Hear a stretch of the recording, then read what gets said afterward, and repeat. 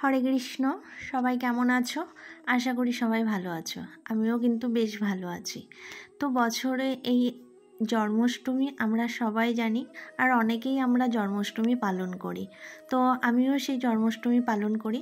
তো আমার গোপু সোনার জন্য আমি জামা কিনে দিই, একটা কি দুটো, বেশি জামা কিনে দিই না। আর নিজের হাতেই কিন্তু প্রত্যেক বছর আমি আমার গোপালের জন্য জামা বানিয়ে দিই। তো এবছরও আমি বানাতে বসে গেছি।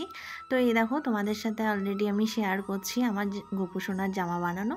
তো জামা অনেকগুলোই বানানো হয়, পিস কিনে নিয়ে আসা হয় 10টা 12টা 15টা, এইভাবে কিন্তু আমি ওর জন্য সারা বছরের জামা একবারে বানিয়ে দিই। তো সারা বছর আর সেইভাবে ওর জামার প্রয়োজন পড়ে না, আর আমি খুব একটা কেনা জামা পছন্দ করি না।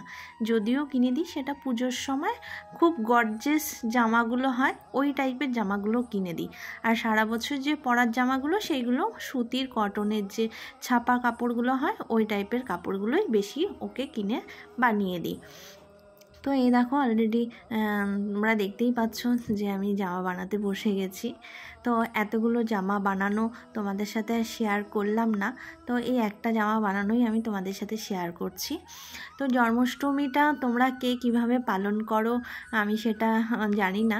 তো যাই হোক, আমি কিন্তু জন্মাষ্টমীটা পালন করি আমার নিজের মতন করেই।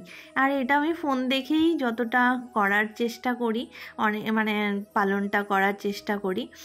তো জন্মাষ্টমী শুনি যে এক একজন যার যেইভাবে মন চায় গোপালকে, আসলে গোপাল হচ্ছে বাড়ির বাচ্চার মতনই সবাই দেখে, আমিও সেটাই দেখি।